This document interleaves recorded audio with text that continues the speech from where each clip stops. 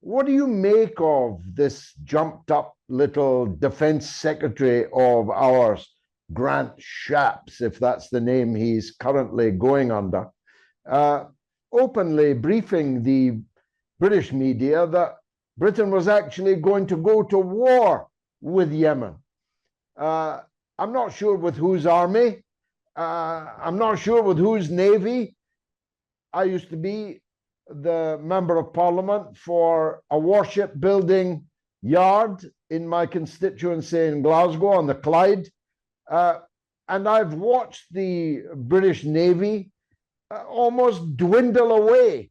I don't know how we can spare the ship to go to British Guyana, as it was once called, because our Navy is stuck together with glue. Is it a credible threat that the incredible Mr. Shapps is making against Yemen?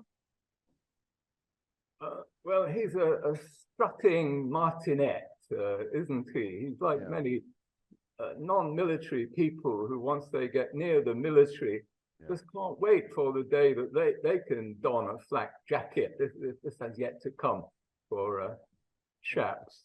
It came the other day for our friend Starmer. They can't resist it, posing as a military macho figure, but it's absurd. And in the case of Shapps, he had a long history of being one of the biggest friends of Israel in the British Parliament. And if he's not a Mossad asset, I'm not saying he's a Mossad asset, but if he was, he wouldn't be behaving any differently. Because it's as though the British action would not be entirely in defense of Israel. I won't call them the Houthis, I think they prefer to be called Ansar Allah. The Yemeni Ansar Allah are targeting vessels associated with Israel, and I think they've been pretty accurate in their targeting in that respect.